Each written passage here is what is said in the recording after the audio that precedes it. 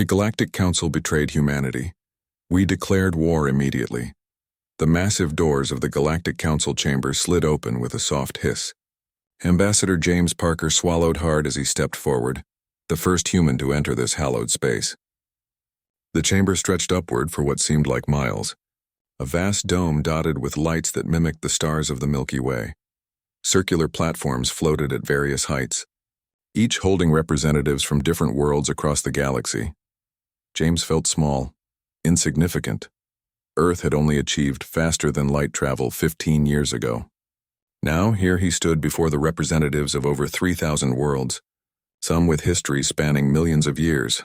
The representative from Earth may approach the central platform, announced a melodic voice that seemed to come from everywhere and nowhere at once. To James, stepped onto a glowing blue circle on the floor. It detached from the ground and rose smoothly, carrying him to the center of the chamber where he could be seen by all. The council members stared down at him, beings of light, of crystal, of gas contained in elaborate suits, of flesh both familiar and utterly alien. Humanity, spoke a tall, willowy figure with blue-tinted skin and 6 fingers on each hand. I am High Counselor Drev of the Galactic Council. For 10,000 years we have maintained peace among the stars. Today we evaluate Earth's petition to join our ranks. James nodded respectfully. High Counselor, on behalf of the United Earth Government, I thank you for considering our application. Humanity is young among the stars, but we bring creativity, determination, and a unique perspective to— We are aware of your species' qualities, interrupted a bulky reptilian being to Drev's right. We are also aware of your history of violence, your rapid technological advancement, and your unpredictability. James kept his expression neutral despite the dismissive tone. This was Councillor Barax of the Trellan Dominion, known for their conservative views on admitting new species. High Counselor Drev raised a hand. We have reviewed Earth's history extensively. Your world wars, your nuclear age, your climate crisis, your recovery, these give us pause. James had expected this. Every spacefaring race has faced their trials, High Counselor. We have overcome ours and emerged stronger, wiser. A ripple of murmurs spread through the chamber. Perhaps, Drev conceded. But there is another matter. Our deep space monitoring stations detected unusual energy signatures near your Jupiter Orbital Laboratory's last solar cycle. Energy patterns consistent with dimensional phasing technology. James felt his heartbeat quicken. Project Vanguard was supposed to be completely secret. The Earth's ace in the hole, a defensive technology unlike anything in Council space. A technology that, according to Council treaties, Earth should not possess for another century. I'm not familiar with any such technology, James replied carefully. Are you not? Asked a new voice.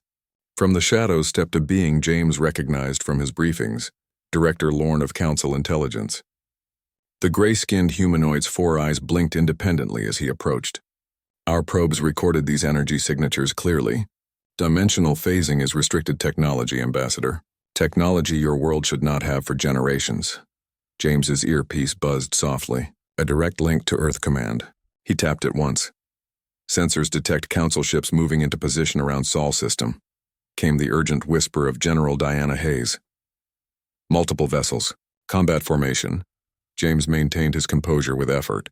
Director Lorne, if your intelligence is so thorough, perhaps you can tell me why Council warships are moving into position around my homeworld at this very moment. The chamber erupted in shocked whispers. Drev's eyes widened slightly, genuine surprise. He hadn't authorized this. A precautionary measure, Director Lorne said smoothly, given the evidence of treaty violations. James looked around the chamber. Many council members seemed as surprised as Drev. This wasn't a council decision. This was something else. Precautionary? James asked, voice hardening. Positioning warships around a petitioning world without full council approval sounds more like preparation for an attack. Lorne smiled thinly. The Council has long monitored species with potential. Sometimes that potential must be contained before it becomes a threat. Director, Drev snapped. You overstep your authority. I fulfill my duty, Lorne replied coldly. Humanity's advancement rate exceeds safety parameters. Their acquisition of dimensional phasing technology demonstrates they cannot be trusted to develop responsibly. He turned to address the full council. The Intelligence Directorate recommends immediate containment of Earth and its colonies. James tapped his earpiece twice. An emergency signal. On Earth, Plan Omega would now be initializing. You speak of containment, James said, voice echoing through the chamber. But your ships are in attack formation. What exactly does containment entail, Director? Lorne's 4 eyes blinked again. Nothing harmful.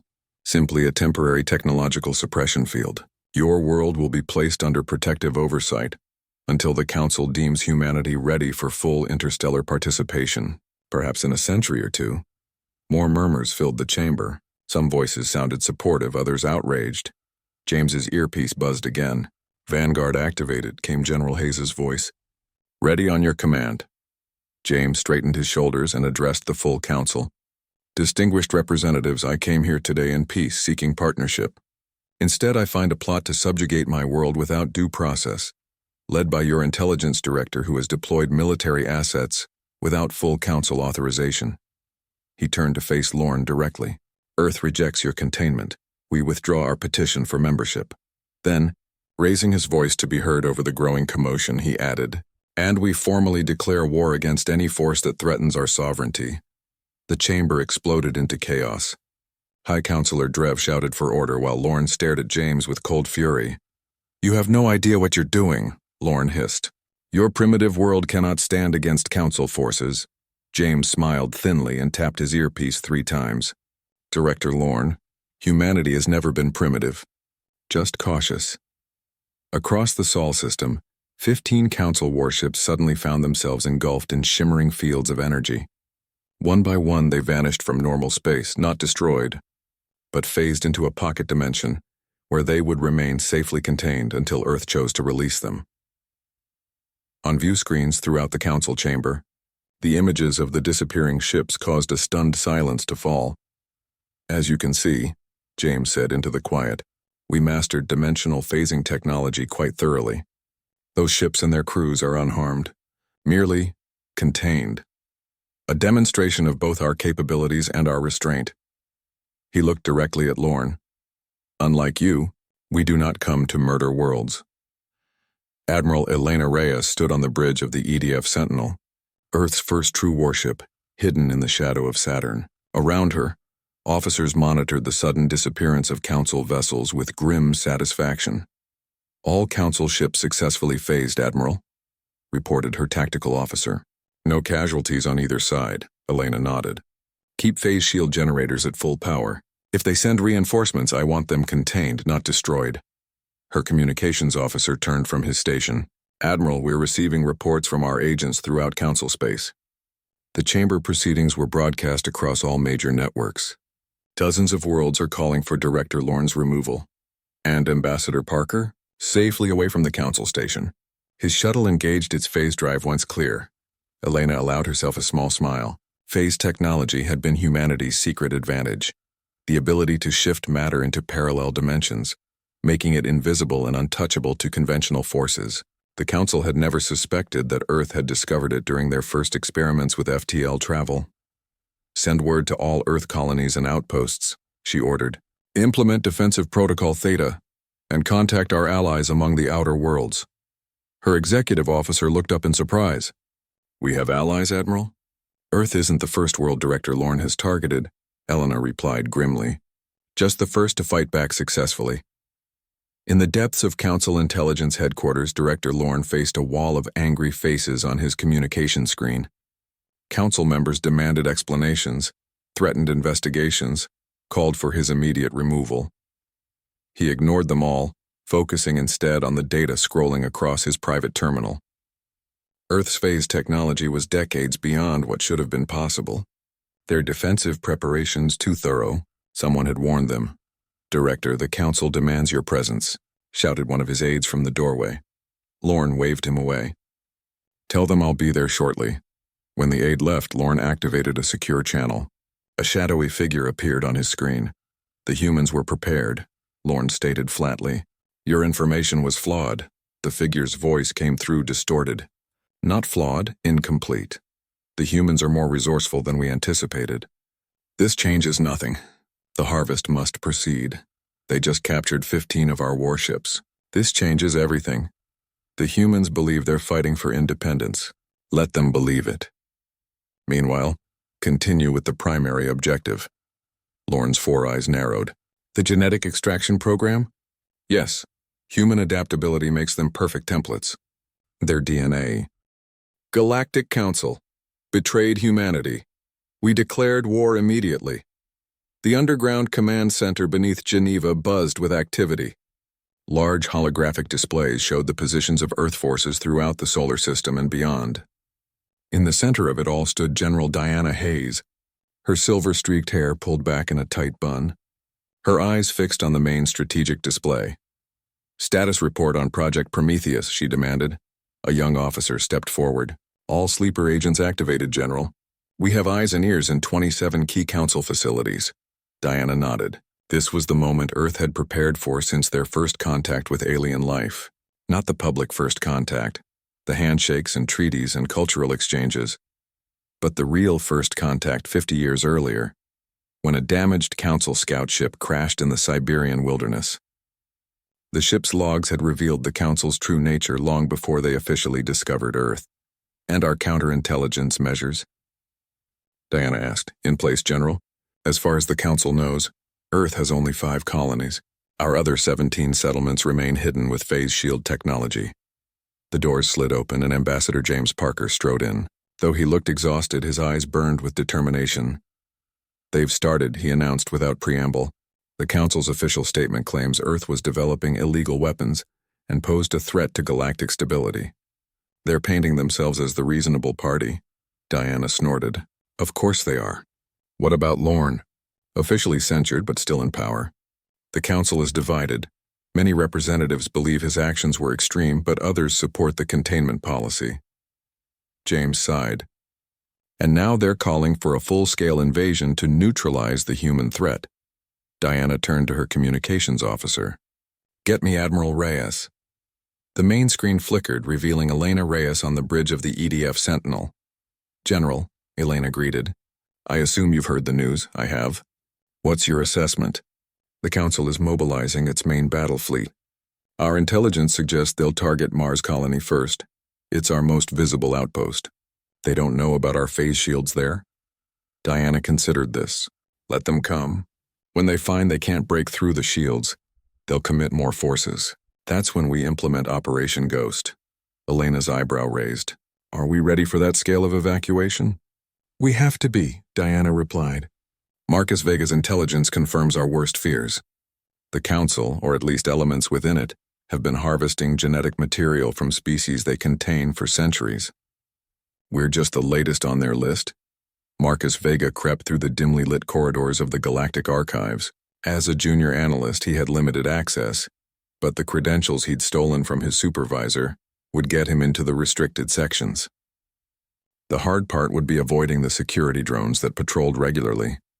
He pressed himself against the wall as one floated past, its sensors sweeping the corridor. Once it turned the corner, Marcus hurried to the secure terminal at the end of the hall. He inserted the stolen access chip and began searching. Project Ascension. That was the keyword he'd found buried in the files about human genetic sampling. It had taken weeks of careful digging to find even a mention of it, but now he needed details. The terminal hummed as it processed his request. Files began appearing on the screen, thousands of them dating back nearly 10,000 years. Marcus stared in horror as he realized the scope of what he was seeing. Project Ascension wasn't just about humans. It was about dozens of species, all contained for supposed security reasons, all systematically harvested for their genetic material, and the purpose made his blood run cold. The founding races of the Council, the ones who held the most power, were using this genetic material to enhance themselves, splicing in traits from lesser species to overcome their own evolutionary limitations.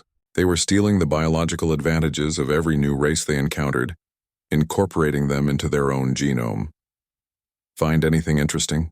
Marcus froze. The voice had come from directly behind him. Slowly he turned to see Director Lorne standing there, all four eyes fixed on him with cold calculation. Just doing some research, Marcus replied, struggling to keep his voice steady. In a restricted archive? With stolen credentials? Lorne's upper eyes narrowed while his lower ones remained fixed on the screen. Human adaptability. Such a fascinating trait. Your species can survive in almost any environment, can overcome almost any obstacle. That kind of genetic flexibility would be valuable. Marcus realized with a sick feeling that Lorne wasn't here by coincidence. You knew I was here, of course. Did you think we wouldn't monitor our own systems for intrusion? Lorne stepped closer. The question is, what should I do with you now? The logical choice would be termination, but that would be wasteful. Your genetic material could still serve the greater good. Marcus tensed, ready to run, fight, anything. But before either could move, an alarm blared throughout the facility. Warning. Security breach in Sector 7. All personnel evacuate immediately. Lorne's 4 eyes blinked in confusion. What? The explosion rocked the entire level. Emergency lights flashed as the regular illumination failed. In the chaos, Marcus saw his chance. He lunged forward, shoving Lorne aside, and sprinted down the corridor. Behind him, he heard Lorne shouting for security. But Marcus had studied the archive's layout extensively. He knew exactly where to go, and more importantly, he had friends waiting. He rounded a corner and nearly collided with a tall, lean woman in a maintenance uniform. "You're late," Lieutenant Commander Danica Wright said flatly, handing him a similar uniform. "Put this on. We have 30 seconds before backup systems restore full security functionality." "I found it," Marcus gasped as he quickly changed. "Project Ascension. It's worse than we thought." Danica nodded grimly. "Tell me later. Right now we need to move." They joined a stream of panicked archive workers heading for the emergency exits. No one looked twice at 2 more maintenance workers in the chaos. Within minutes, they were aboard a service transport heading away from the massive archive station. Only when they were safely away did Danica activate a small device that scrambled any tracking signals. "Did you get it all?" she asked. Marcus patted the hidden pocket in his uniform. "Everything. Names, dates, facilities, and proof that they've been experimenting on humans long before official first contact." Danica's face hardened. "Then it's time the galaxy learned the truth about the Council's great peace." On the colony world of New Horizon, Dr. Aidan Powell stood before a room of Earth's top scientists. The genetic research facility had been built beneath the planet's surface, hidden from Council sensors by phase shield technology. "The results are conclusive," he announced, gesturing to the holographic display showing complex DNA structures.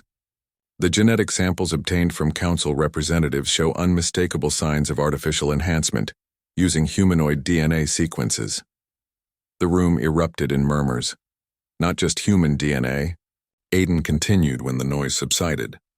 "I've identified genetic markers from at least 7 other species, all of whom were contained by the Council over the past millennium. 3 of these species are now extinct, according to official records." A gray-haired woman in the front row spoke up. "Are you suggesting the Council deliberately drove these species to extinction after harvesting their genetic material?" "The evidence points that way, Dr. Levinson," Aidan replied grimly.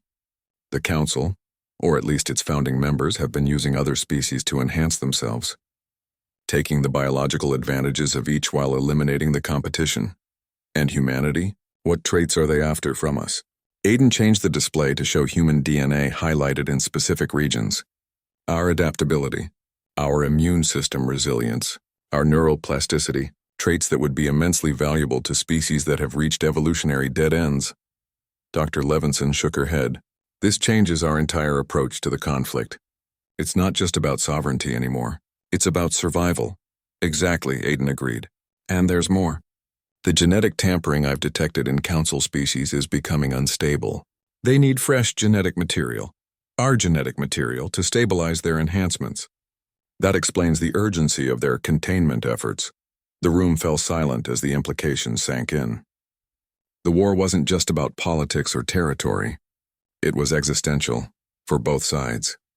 Admiral Elena Reyes watched from the bridge of the Sentinel as the massive Council battleships emerged from hyperspace near Mars. 30 warships, each dwarfing her vessel, arranged in attack formation. "They certainly aren't being subtle," remarked her executive officer. "They don't think they need to be," Elena replied. "Open a channel to Earth Command." General Diana Hayes appeared on screen. "I see them, Admiral. Are our forces in position?" "Yes, General. Phase shield generators on Mars are at full capacity. Our strike teams are ready." Diana nodded. "Proceed with Operation Ghost, Admiral.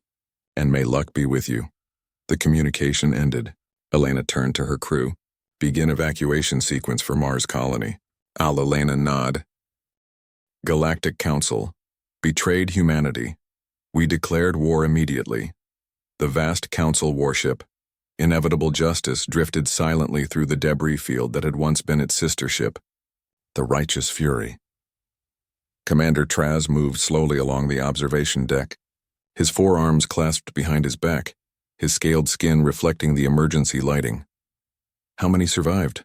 he asked quietly. His second-in-command, a willowy being with translucent skin, consulted a datapad. 17, Commander, out of a crew of 8,000. Traz closed his inner eyelids in a gesture of mourning. This was the 8th Council capital ship destroyed in the past month. The human war was not proceeding as Director Lorne had promised. "What happened?" he asked, though he already knew the answer. "The same as the others, sir. The ship detected an anomaly in subspace. When they moved to investigate, multiple human vessels emerged directly inside their defensive perimeter. They were using some kind of dimensional phasing technology to bypass shields entirely." Traz hissed softly. "The humans were waiting for them." "Yes, sir. They seem to be anticipating our tactical movements with uncomfortable accuracy." Traz turned away from the viewport. 6 months into what should have been a simple containment operation, and the mighty Council fleet was being systematically dismantled by a supposedly inferior species. The humans had vanished from their colonies only to reappear wherever the Council was weakest. They struck with surgical precision, then faded away before reinforcements could arrive. "We need to change our approach," Traz decided. "Return to Fleet Command immediately." On the hidden Earth vessel Silent Shadow, Admiral Elena Reyes studied the holographic battle projection with satisfaction. The ambush had gone perfectly. Another Council warship neutralized with minimal casualties on both sides. "Phase drives recharged, Admiral," reported her tactical officer. "Ready to return to dimensional shift on your order." Elena nodded. "Take us out of normal space. Set course for rendezvous point Omega." The Silent Shadow and its companion vessels shimmered briefly, then vanished from conventional reality. In the parallel dimension where they now traveled, Council sensors couldn't detect them. Council weapons couldn't target them. It was the perfect advantage. "Status report," Elena ordered once they were safely away. "All objectives achieved, Admiral. The Council ship was disabled with targeted strikes to propulsion and weapon systems.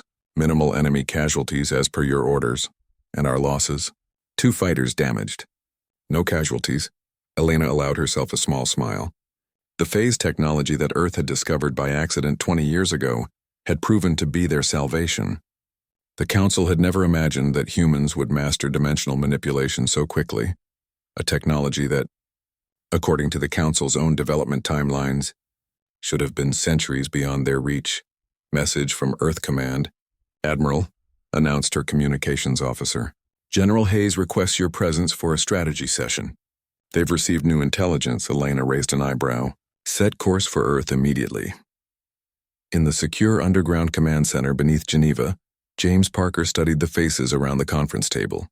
General Diana Hayes sat at the head, her expression grim. Dr. Aidan Powell sat to her right, surrounded by datapads. Marcus Vega and Lieutenant Commander Danica Wright had just arrived from their mission to the archives. "Let's begin," Diana said once Elena's holographic image appeared above the table. "Marcus, report on your findings." Marcus stood, his face pale. "The data we recovered confirms our worst fears. Project Ascension isn't just about genetic harvesting, it's about evolution itself. The founding races of the Council have been using genetic material from contained species to enhance themselves for millennia." He activated a holographic display showing a complex web of connections. 23 species have been contained over the past 10,000 years. Of those, 19 went extinct within a century of containment. Their genetic material was systematically harvested and incorporated into the genome of the Council's founding races. "Why?" James asked, though he feared he already knew the answer. Dr. Powell leaned forward. "Evolution dead ends. The most advanced Council species reached the limits of their natural development thousands of years ago. Instead of accepting those limitations, they found another solution, taking desirable traits from other species." "Stolen evolution," Diana said quietly. "Exactly," Powell nodded. "And humans represent a particularly valuable target. our adaptability, our immune system, our neural plasticity. These are traits the Council founders desperately need to stabilize their increasingly unstable genetic modifications. Elena's hologram crossed her arms. So this isn't about containment. It's about harvesting. Yes, Marcus confirmed. And there's more. The Council leadership, most of the representatives we've been dealing with, they don't know. This program is run by a secret faction within Council intelligence, led by Director Lorne. They've been operating in the shadows, manipulating Council policy for centuries. James frowned. That explains the divided response to Lorne's actions. Not everyone in the Council supports this. Which gives us an opportunity, Diana said. Danica, what did you find about potential allies? Lieutenant Commander Wright activated her own data display. Several Council species have expressed private concern about the containment policy. The Lorendi in particular. They're philosophers by nature with a strong ethical code. They've been investigating Lorne's activities independently. Can we trust them? Elena asked. I believe so, Danica replied. They've opposed previous containment actions, and they've been reaching out through back channels seeking contact with Earth representatives. Diana nodded thoughtfully. James, I want you to establish communication with the Lorendi. Feel them out as potential allies. What about our military strategy? Elena asked. Diana's expression hardened. We continue Operation Ghost. Keep our colonies and civilian populations in phase space safe from Council attacks. Meanwhile, our strike forces will continue targeted operations against Council military assets. She looked around the table. Make no mistake, we are fighting for our survival. But we will not become monsters in the process. We disable rather than destroy when possible. We target military assets, not civilian populations. We show the galaxy that humanity deserves better than to be harvested for parts. Director Lorne paced his private chambers aboard the Council station Eternal Vigilance. Reports of human strikes against the fleet continued to pour in. The containment operation had become a disaster. His secure communication terminal chimed. He activated it with a gesture and a shadowy figure appeared on the screen. The humans continue to resist, the figure stated without preamble. Their phase technology was unexpected, Lorne admitted. We've never encountered a species that mastered dimensional manipulation so quickly, which makes their genetic material even more valuable. Their cognitive development alone could advance Project Ascension by centuries. Lorne's 4 eyes blinked in sequence, a sign of stress. The Council is beginning to ask questions. The Lorendi delegates are calling for a formal investigation into my actions. The Council has always been short-sighted, the figure dismissed. They don't understand the necessity of our work. For 10,000 years we have guided their evolution, ensured the dominance of the founding races. A few dissident voices cannot be allowed to interfere. And the humans? They've vanished from normal space. We cannot contain what we cannot find. The figure leaned forward, features still obscured by shadow. Then we must draw them out. Target Earth itself. Their homeworld is too large, too populated to hide with phase technology. Force them to defend it. Lorne hesitated. A direct assault on Earth would require explaining to the full Council. Many would oppose such an escalation. Then don't explain. Use the assets loyal to us. The humans have humiliated the Council fleet.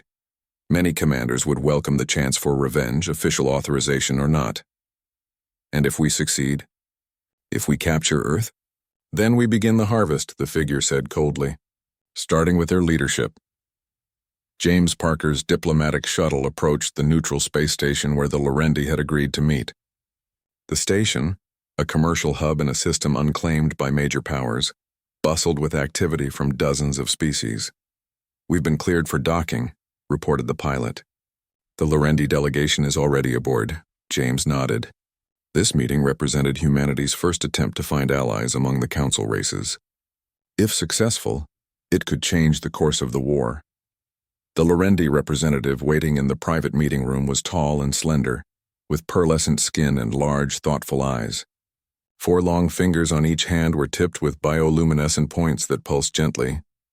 Ambassador Parker, the Lorendi greeted, touching fingers to forehead in their traditional salute. I am Delegate Thala. Thank you for agreeing to this meeting.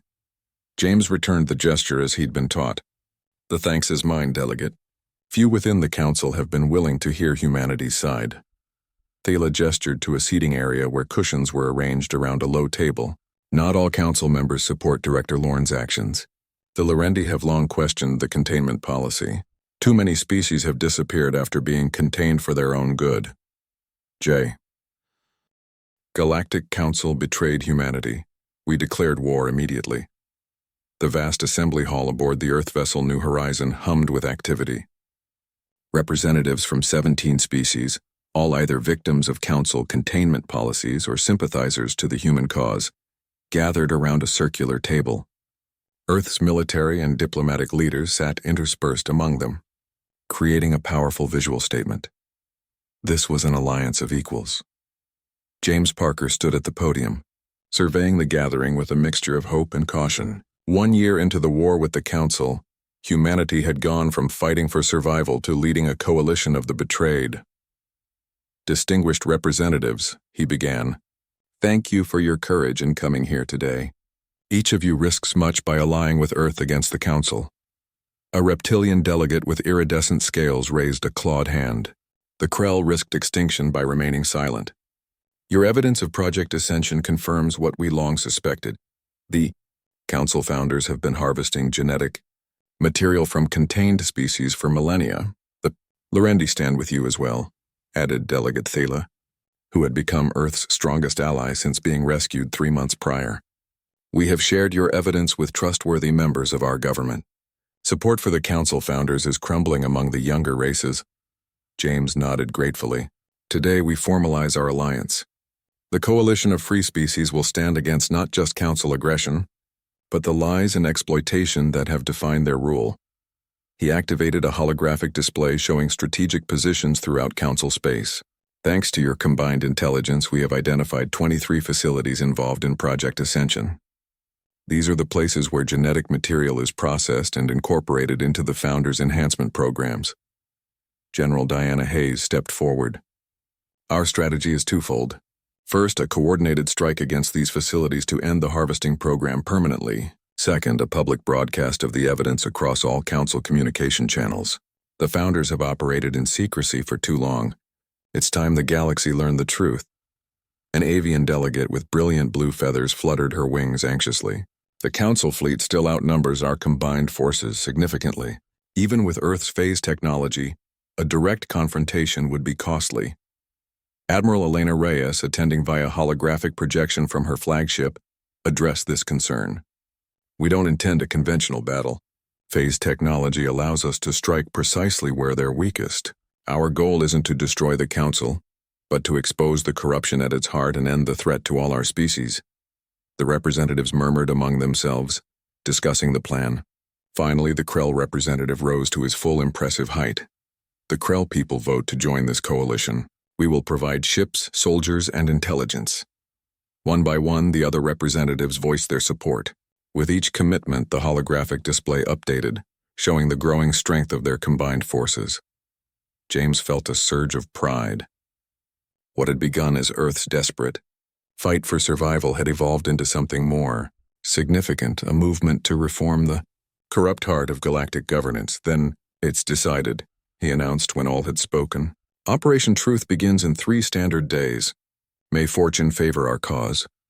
Director Lorne stormed through the corridors of the Council Intelligence Headquarters, his 4 eyes blazing with anger. Security personnel scattered before him as he burst into the private communication chamber.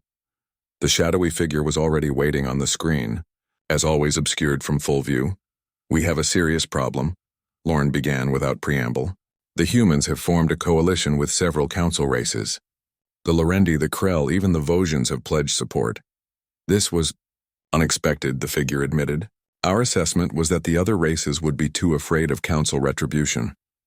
Your assessment was wrong, Lorne snapped, forgetting protocol in his agitation. The humans have been sharing evidence about Project Ascension. They know everything. The containment policy, the genetic harvesting, all of it.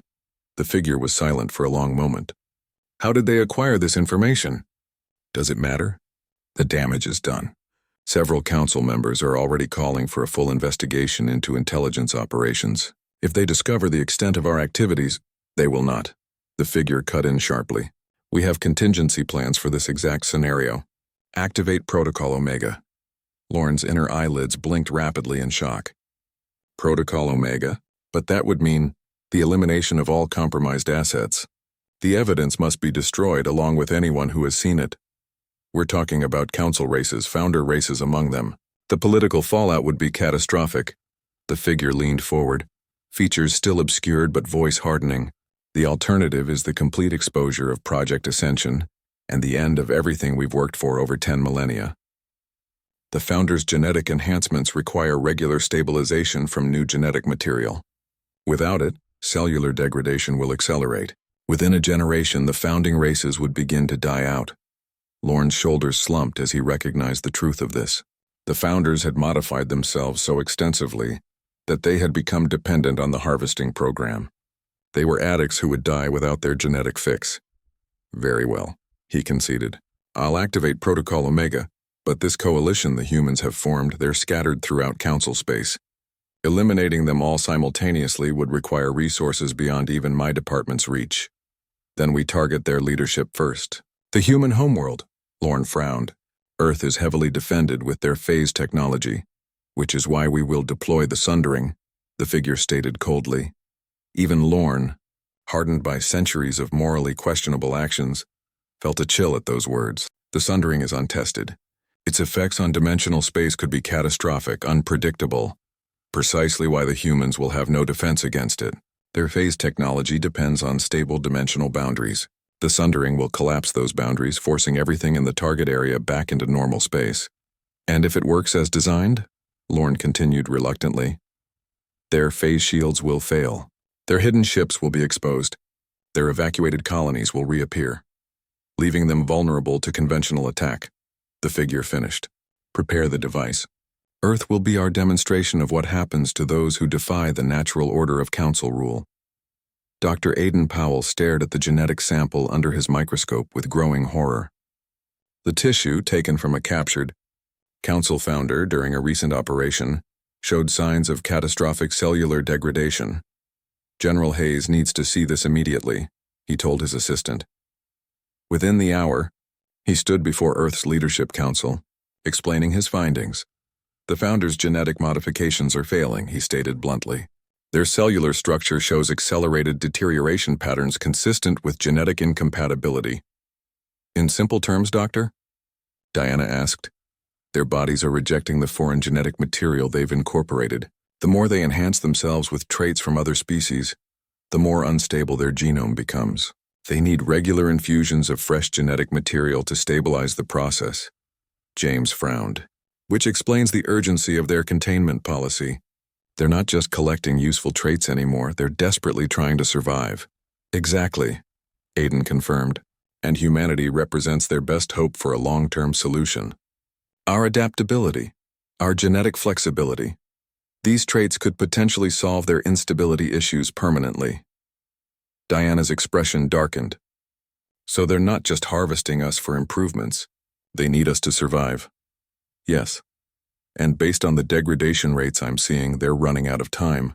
I estimate the founding races have perhaps one generation before widespread genetic collapse begins. The implications hung heavy in the air. The Council's founders weren't just greedy or power-hungry. They were fighting for survival, which made them even more dangerous. How does this change our strategy? James asked finally. Diana considered this. It makes a diplomatic solution more complicated. The founders won't negotiate when their survival is at stake. But it also presents an opportunity, Aidan suggested. What if we offered an alternative? A way to stabilize their condition without harvesting other species. Is that possible? Diana asked. Theoretically, Aidan nodded. With our understanding of genetic engineering and the founders' own research, we might develop a synthetic solution. A way to stabilize their modifications without continuing the harvesting program. James leaned forward. A cure instead of a war. It would take time, Aidan cautioned. And they would have to cease hostilities while we worked? Diana looked skeptical. You're assuming they'd trust us. After everything that's happened, would you trust them to honor such an agreement? Before anyone could answer, emergency alarms blared throughout the facility. A communications officer burst into the room. General, we're detecting a massive council fleet approaching the solar system. Over 200 vessels, including at least 50 capital ships. As the Galactic Council betrayed humanity, we declared war immediately. The observation deck of the Council flagship Eternal Dominion offered a perfect view of Earth. The blue-green planet hung in space, seemingly peaceful despite the massive battle raging in orbit around it. Director Lorne stood with his 4 hands clasped behind his back, all 4 eyes fixed on humanity's homeworld. The sundering device performed better than expected, he remarked to Supreme Commander Traz, who stood at rigid attention beside him. Nearly 30% of human phase-shifted assets have been forced back into normal space. And yet their main fleet remains elusive, Traz replied, his scaled skin gleaming under the deck's lighting. Admiral Reyes and her command ships phased out before the device activated. We've won battles, but not the war. Lorne made a dismissive gesture. The war is as good as won, Commander. The sundering's effects are expanding. Soon, not even the farthest reaches of this system will offer the humans safe harbor in phase space. He turned to face the tactical display, which showed Council forces systematically targeting human defensive platforms and exposed ships. Earth's orbital defenses were being dismantled piece by piece. Once the orbital grid is neutralized, we begin planetary bombardment, Lorne ordered. Targeted strikes on military installations and government centers. Traz's inner eyelids flickered, a sign of discomfort. The casualties will be significant. Acceptable losses, Lorne replied coldly. The genetic material we require can be harvested from survivors. In fact, the evolutionary pressure of surviving such an attack may even enhance the traits we seek. Traz was a soldier, accustomed to the realities of war, but something about Lorne's casual dismissal of billions of lives disturbed him. It wasn't just the scale of the slaughter being proposed, it was the purpose behind it. Director, he said carefully, many in the fleet are uncomfortable with Project Ascension. The evidence the humans have broadcast is propaganda, Lorne interrupted sharply. Designed to divide us. I would have expected a commander of your experience to recognize such tactics. Of course, Traz replied, suitably chastised. But the doubts remained. The humans had broadcast detailed information about the Council's genetic harvesting program across all communication channels. The evidence was compelling. Records, research data, even genetic samples showing the Founders' modifications. More troubling were the private communications Traz had received from commanders of other species vessels in the fleet. The non-founder races were beginning to question their loyalty to a council that viewed them as potential genetic resources rather than equals. But such thoughts were dangerous. For now he had his orders. Bombardment will commence in 6 hours, Traz confirmed. I'll prepare the fleet. As he left the observation deck, Traz couldn't help wondering if they were making a terrible mistake. The humans had proven remarkably resourceful so far. It seemed unlikely they would simply accept defeat now. In the hidden command center beneath the Olympus Mons colony on Mars, Admiral Elena Reyes faced the assembled leaders of the coalition. Representatives from 12 species attended in person, with 5 more participating via secure holographic links. All had committed forces to the defense of Earth. The sundering device has changed the strategic landscape, Elena admitted frankly. Our phase technology advantage has been neutralized within the inner solar system. The Council fleet outnumbers our combined forces nearly 3-1. Then we have lost, stated the Vosian delegate, his tentacles drooping in dejection. No, Elena replied firmly. We've lost an advantage, not the war. And in doing so, we've gained something valuable. Confirmation of the Council's desperation. Dr. Aidan Powell stepped forward. The sundering device is extraordinary technology, far beyond anything the Council has previously deployed. Our analysis suggests it's ancient tech, possibly predating the Council itself. They're playing their last card. Why now? Asked Thala, the Lorendi delegate. What's changed? This, Aidan replied, activating a holographic display showing cellular structures. These are samples from 3 different founder species taken over the past 6 months. They show accelerating genetic degradation. The founders' modifications are becoming unstable faster than they can compensate. James Parker, who had been quietly observing, spoke up. They're dying, and they believe humanity holds the key to their survival. Precisely, Aidan confirmed. Our genetic adaptability represents their last hope for stabilizing their increasingly unstable modifications. Diana Hayes tapped the table thoughtfully. which explains why they've committed so many resources to this attack. It's not just about defeating Earth anymore, it's about their survival. And that, Elena added with the ghost of a smile, is why we're going to win. She activated the strategic display, showing the positions of coalition forces throughout the solar system and beyond. While the Council has concentrated everything on Earth, we've been preparing Operation Phoenix. The Krell and Lorendi fleets are positioned here and here. She indicated points well outside the solar system. The Vosgian strike groups are here. Our own phase-capable ships that escape the Sundering's effects are dispersed but ready. What good are scattered forces against their unified fleet? Asked the Vosgian representative. Elena's smile grew. The Council believes they've neutralized our phase technology advantage. What they don't realize is that we've been developing alternatives. Dr. Powell? Aiden adjusted the display to show a small, innocuous-looking device. We call it the dimensional anchor. Rather than trying to phase our ships out of normal space, which the Sundering prevents, this device creates a localized bubble of stable space-time. Within that bubble, phase technology functions normally, regardless of the Sundering's effects. Understanding dawned on Thala's face. You can still use phase technology to bypass their defenses. On a limited scale, yes, Aiden acknowledged. The anchors have a short operational lifespan and limited range, but they don't need to last long. Our strategy is three-pronged, Elena continued. First, coalition forces will launch a coordinated attack from multiple vectors, forcing the Council fleet to divide its attention. Second, special operations teams equipped with dimensional anchors will board key Council vessels, including the flagship carrying Director Lorne and the Sundering device itself. And third? Asked the Krell representative. James stepped forward. Third, we broadcast the truth, not just about Project Ascension, but about the Founder's deteriorating condition. We offer an alternative to genocide, cooperation. The coalition representatives exchanged looks of surprise. You would help them? Asked the Vosgian, his voice incredulous. After everything they've done? We would help them find a solution that doesn't involve harvesting other species, James clarified. Dr. Powell believes a synthetic alternative is possible, a way to stabilize their genetic modifications without continuing the cycle of containment and harvesting. It's the ultimate demonstration of our humanity, Diana added quietly. We fight when necessary, but we offer peace when possible. Elena nodded. The Council founders believe their only hope for survival is to harvest us. We'll show them there's another way, but first, we have to stop them from destroying Earth. She looked around at the assembled representatives. Operation Phoenix commences in 3 hours. All forces should move to their assigned positions immediately. As the delegates departed to prepare their forces, James approached Diana and Elena. Do you think they'll accept our offer? He asked quietly.